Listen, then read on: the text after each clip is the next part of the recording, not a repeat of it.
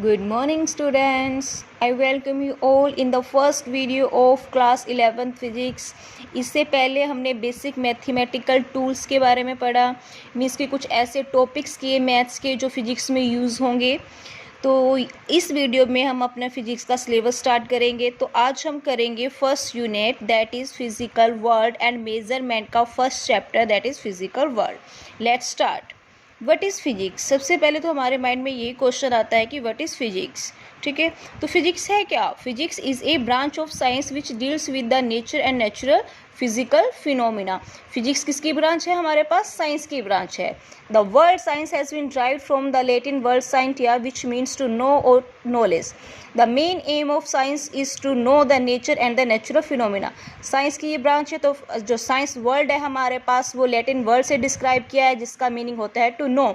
हम यहाँ पे साइंस में क्या करते हैं? साइंस में देखते हैं कि जो नेचर है, नेचर के जो फिनोमिना हैं उनके बारे में जानते हैं।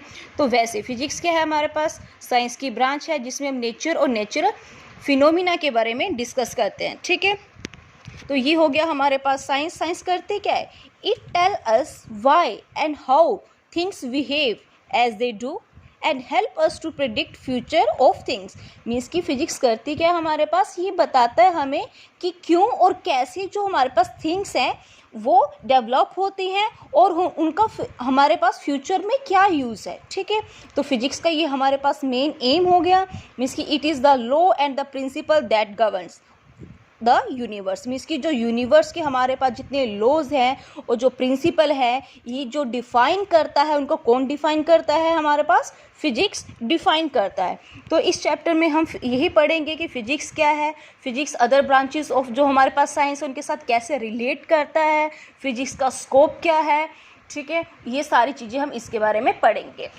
नाउ फिजिक्स, जो फिजिक्स है हमारे पास वो 15th सेंचुरी के ग्रीक वर्ड से लिया है। दिस वन, ये है हमारे पास ग्रीक वर्ड जिसका मीनिंग है नेचर। ठीक है, तो नेचर जो फिजिक्स है करता क्या है? Basics law of nature and laws that explain the physical world. ऐसे लॉज एक्सप्लेन करता है जो फिजिकल वर्ल्ड के द्वारा हमें मिले हैं। Basic principle of physics, 2 principle हैं, यूनिफिकेशन और रिडक्शनिज्म। यूनिफिकेशन में क्या होता है कि हमारे पास डिफरेंट टॉपिक्स होते हैं, उनको हम सिंगल में एक्सप्लेन कर देते हैं। जैसे कि Apple falling, moon revolve, pendulum swing, ये सारी जो प्रोसेस होती है किसकी वजह से होती है? Law of gravitation. तो तीनों को कंबाइन करके हमने क्या बोल दिया? Simply law of gravitation. ठीक है, नेक्स्ट जैसे हमारे पास लेंस लॉ है जो मैग्नेटिज्म में करते हैं। Principle of calorimetry, Kirchhoff second law, electricity आप पढ़ोगी +1 में इसको। Bernoulli's principle in fluid, first law of thermodynamics, ये दोनों टॉपिक्स भी आप करोगे। इन टॉपिक्स को कंबाइन करके हमने एक सिंगल लॉ बना दिया है that is law of conservation of energy. तो जब हम इन सारी प्रोसेस को एक कंबाइन करके एक सिंगल लॉ बना रहे हैं दैट इज द यूनिफिकेशन। वैसे ये हमारे पास नेक्स्ट है। Next principle is reductionism. Means कि हमारे पास कोई कॉम्प्लेक्स फॉर्म है, ठीक है, कोई प्रॉब्लम है, उसको हम ब्रेक कर रहे हैं पार्ट्स में, तो हम उसको क्या बोल देंगे? रिडक्शनिज्म। मीन्स कि उसको रिडक्ट कर रहे हैं हम। ठीक है, तो वो चीज़ हमारे पास यहाँ पे आ गई। आगे हम करेंगे कि हमारे पास जो फिजिक्स है उसका हमारे पास क्या स्कोप है और क्या एक्साइटमेंट क्या होती है हमारे पास फिजिक्स की। ठीक है, physics deals with the organise and systematic way of various aspect of natural phenomena. Physics में काफ़ी हमारे पास नेचुरल फिनोमिना के बारे में डिस्कस करते हैं। हम काफ़ी ब्रांचेस के बारे में पढ़ते हैं फिजिक्स की, जैसे कि mechanics, electrodynamics, optics, nuclear physics, ये सारी हमारे पास फिजिक्स की ब्रांचेस हैं। तो जो हमारे पास स्कोप होता है फिजिक्स का, हम उसको मेनली 2 पार्ट्स में डिवाइड कर देते हैं। First one is macroscopic and second is microscopic. Macroscopic में हम रीड करते हैं क्लासिकल फिजिक्स एंड माइक्रो में करते हैं क्वांटम फिजिक्स, मीन्स की मॉडर्न फिजिक्स। ये हम +2 में करते हैं। तो क्लासिकल फिजिक्स में टॉपिक्स जो आते हैं that is mechanics, thermodynamics, electromagnetism, optics, ये हमारे पास कुछ टॉपिक यहाँ पे लिखे हैं जो क्लासिकल फिजिक्स के अंडर आते हैं। लेकिन +1 में हम सिर्फ मैकेनिक्स एंड थर्मोडायनामिक को डिस्कस करेंगे। ये 2 टॉपिक हम करते हैं +2 में।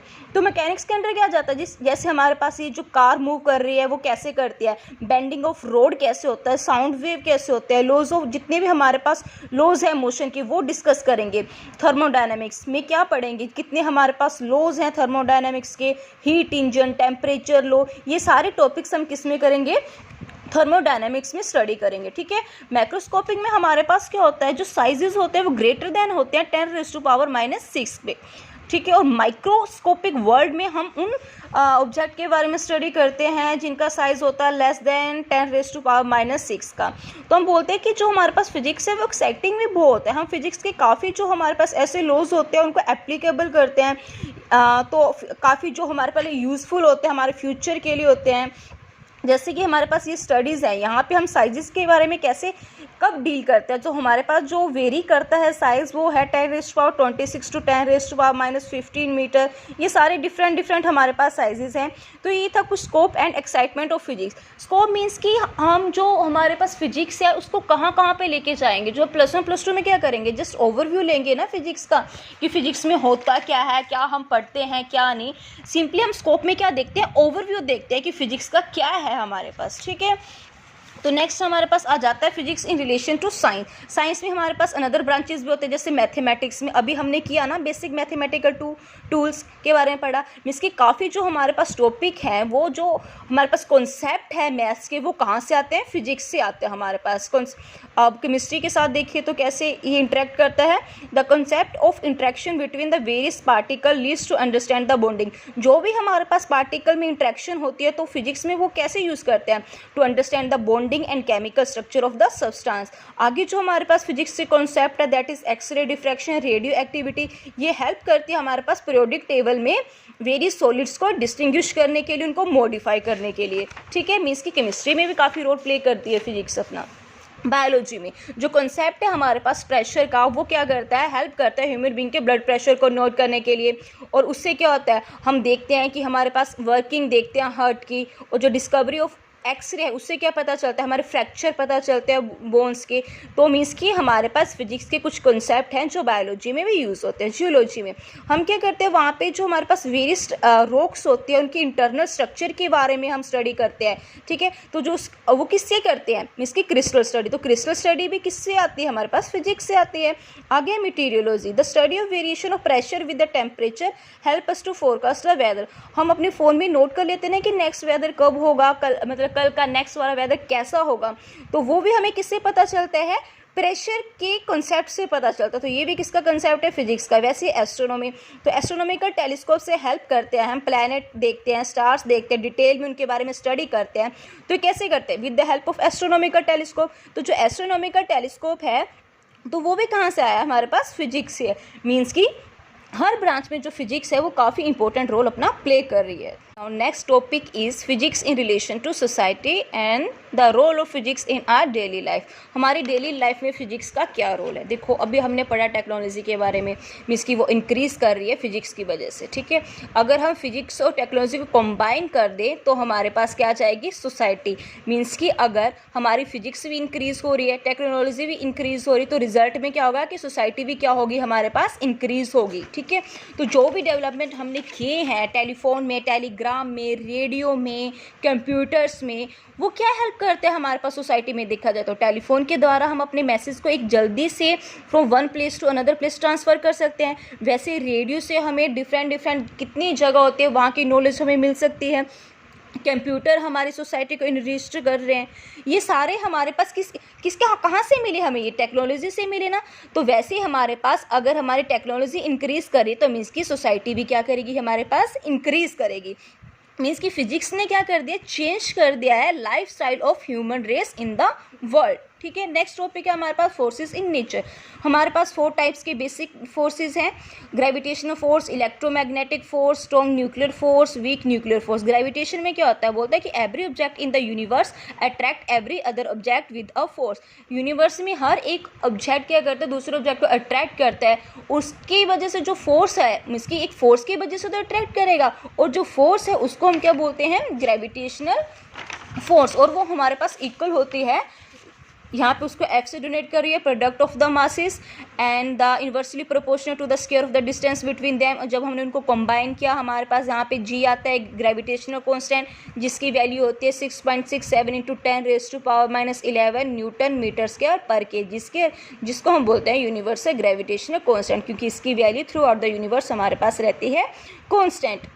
नेक्स्ट है कि ये हमारे पास इसकी प्रॉपर्टीज़ है कुछ की इन्वर्स स्केयर लॉ को फॉलो कर रहा है, क्योंकि अब 1/r² है, ये it is always attractive in nature, long range forces है, ये कुछ इसकी फोर्स है, इसकी नेचर ये ग्रेविटेशनल फोर्स होती कैसी है। नेक्स्ट वन इस इलेक्ट्रोमैग्नेटिक फोर्स, ये हमारे पास 2 वर्ड के कॉम्बिनेशन से बना है। First one is electrical force and second one is magnetic force. जब हम इन दोनों को कंबाइन कर देंगे तब हमारे पास फॉर्मेशन होगी इलेक्ट्रोमैग्नेटिक फोर्स। यहाँ पे क्या होता है कि यहाँ पे जैसे हमने लास्ट में क्या लिया था, मासेस लिया था, यहाँ पे हम चार्जेस के बारे में बात करते हैं। तो यहाँ पे हमारे पास ये साइन यूज़ होता है कांस्टेंट ऑफ किसका, कांस्टेंट का, जिसको हम बोलते हैं absolute permittivity of free space, उसकी हमारे पास ये वैल्यू है। ये भी हमारे पास इन्वर्स स्केयर लॉ को फॉलो करता है। ये अट्रैक्टिव एंड रिपल्सिव हमारे पास दोनों हैं। आगे ये हमारे पास उसकी कुछ हैं properties. Next is strong nuclear force. What is nucleon? जब हमारे पास प्रोटॉन एंड न्यूट्रॉन कंबाइन होते हैं वो क्या बनाते हैं, न्यूक्लियन। मीन्स कि जो हमारे पास प्रोटॉन और न्यूट्रॉन एक दूसरे को होल्ड कर रहे हैं जिस फोर्स के साथ, उस फोर्स को हम बोलते हैं स्ट्रॉन्ग न्यूक्लियर फोर्स। मीन्स कि प्रोटॉन और न्यूक्लियन जो होल्ड कर रहे हैं वो किसकी वजह से करते हैं, स्ट्रॉन्ग न्यूक्लियर फोर्स। इसकी जो प्रॉपर्टीज़ हैं, it is attractive in nature, acts over a very short distance, does not obey inverse square law. यहाँ पे कोई एक्सप्रेशन नहीं, तो हमने सिंपली इसको बोल दिया है कि ये इन्वर्स स्केयर लॉ को फॉलो नहीं करते। It is a non central force. Non central क्या होते हैं, it does not act along the line joining the centre of 2 particle. जब 2 पार्टिकल को कंबाइन करते हैं हम, तो उस फोर्स को क्या बोलते हैं, नॉन सेंट्रल फोर्स।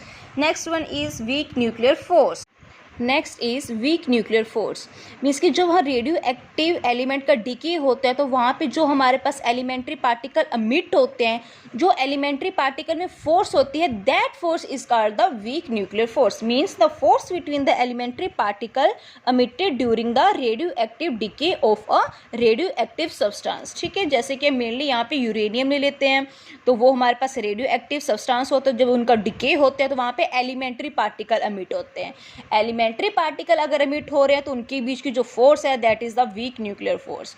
इसकी प्रॉपर्टीज हैं, week forces are short range forces, the weak force is about 10⁻25 times stronger than the gravitational force। इसकी हमारे पास 2 ही प्रॉपर्टीज हैं। नेक्स्ट टॉपिक है नेचर ऑफ फिजिकल लॉज। हमारे पास कैसे कैसे फिजिक्स ने कौन कौन से लॉज दिए हैं, तो यहाँ पे हम उनको डिस्कस करेंगे।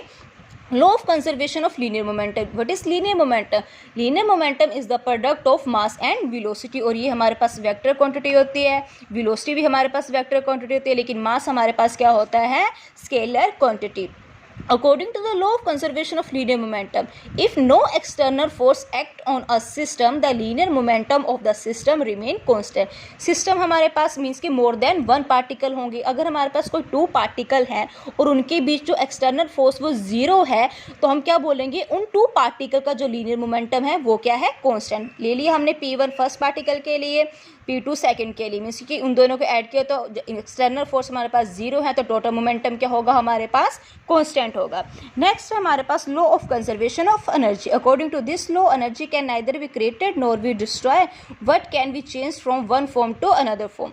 सिंपली ना तो हम एनर्जी को क्रिएट कर सकते हैं ना डिस्ट्रॉय कर सकते हैं, लेकिन हम क्या कर सकते हैं, इसके वन फॉर्म को अनदर फॉर्म में चेंज कर सकते हैं। जैसे कि हमारे पास वाइब्रेटिंग हमारे पास सिंपल पेंडुलम है, ठीक है, तो उस टाइम क्या होता है कि एक ऐसे पॉइंट आता है जहाँ पे उसकी काइनेटिक एनर्जी पोटेंशियल में चेंज हो रहती है और पोटेंशियल काइनेटिक एनर्जी में चेंज हो जाती है। Law of conservation of angular momentum. What is angular momentum? Angular momentum is the product of linear momentum and the perpendicular distance from the axis of rotation। ठीक है, इसमें भी क्या करते हैं, सिस्टम लेते हैं, इसकी 2 पार्टिकल्स होते हैं, जब उनमें हमारे पास एक्सटर्नल, हमने क्या किया था, जब एंगुलर मोमेंटम की बात कब करते हैं, जब हम सर्कुलर पाथ लेते हैं, ठीक है, जो लीनियर पाथ लेते हैं उस टाइम मोमेंटम निकालना, तब हम लेते हैं लीनियर मोमेंटम। जब हमने एक सर्कल में लेना है तब हम लेते हैं एंगुलर मोमेंटम। तो इसमें क्या आ जाएगा, नो एक्सटर्नल टॉर्क आ जाएगा। यहाँ पे टॉर्क भी हमारे पास फोर्स होते हैं, मेनली हम उसको तब अप्लाई करते हैं जब हम बात करें कि हमारा जो पार्टिकल है वो एक सर्कल में मूव कर रहा है। If no external torque acts on a system then the total angular momentum of the system remain constant. Means कि जो हमारे पास पार्टिकल होंगे 2, ठीक है, एक सिस्टम में उनको कंसीडर कर लेंगे, जब बाहर की एक्सटर्नल फोर्स उसके ऊपर 0 हो जाएगी तो उनका जो एंगुलर मोमेंटम क्या होगा, हमारे पास कांस्टेंट होगा। ठीक है। नेक्स्ट है हमारे पास ये जो हमने 3 लॉज किए, ये हमारे पास कौन सी स्पेस टाइम सिमेट्री के ऊपर डिपेंड करते हैं। तो जो हमारे होमोजेनिटी ऑफ स्पेस मीन होता है कि स्पेस इज़ लाइक एवरीवेयर। हम कोई भी एक्सपेरिमेंट इस रूम में करें या दूसरे रूम में करें तो हमारे पास रिजल्ट तो सेम आ जाएगा ना, तो ये चीज़ बोली है। तो जो हमारे पास law of conservation of linear momentum है वो इस सिमेट्री को फॉलो करता है। नेक्स्ट है आइसोट्रोपी ऑफ स्पेस, मीन्स की यूनिफॉर्मिटी ऑफ डायरेक्शन। नेक्स्ट है हमारे पास आइसोट्रोपी ऑफ स्पेस। इसमें क्या होगा कि हमारे पास जो डायरेक्शन होगी वो रहेगी हमारे पास सेम। हम किसी भी डायरेक्शन पे कोई भी एक्सपेरिमेंट परफॉर्म करते हैं उसका रिजल्ट तो हमारे पास सेम रहेगा, डायरेक्शन की वजह से रिजल्ट थोड़ी ना चेंज हो जाएगा। तो हमारे पास इस सिमेट्री को फॉलो करता है law of conservation of angular momentum. Next is homogeneity of time, इसकी यहाँ पे टाइम भी हमारे पास सेम रहेगा, चाहे हम दिन में करें चाहे रात में करें तो रिजल्ट तो सेम ही आएगा उस एक्सपेरिमेंट का। तो इस सिमेट्री को जो फॉलो करता है that is the law of conservation of energy. तो इसी के साथ हमारा ये फर्स्ट चैप्टर था जो कंप्लीट होता है, दैट इज़ फिजिकल वर्ल्ड। इस लेसन को मेनली हम क्यों रीड करते हैं, to develop the interest in physics, कि फिजिक्स से हमारे पास कौन कौन से ऐसे टॉपिक्स हैं या ऐसे हमारे पास variations. Next is isotropy of space, means कि यहाँ पे क्या होगा कि हमारे पास डायरेक्शन जो होगी वो सेम रहेगी। हम किसी भी डायरेक्शन में कोई भी एक्सपेरिमेंट परफॉर्म करें तो उसका रिजल्ट हमारे पास क्या रहेगा, सेम रहेगा, डायरेक्शन का कोई भी इफेक्ट नहीं पड़ेगा। तो इस सिमेट्री को फॉलो करता है law of conservation of angular momentum. Last one is homogeneity of time, time का भी कोई इफेक्ट नहीं पड़ेगा, चाहे हम डे में करें चाहे नाइट में करें, रिजल्ट हमारे पास क्या रहेगा, सेम रहेगा। तो इस सिमेट्री को फॉलो करता है law of conservation of energy.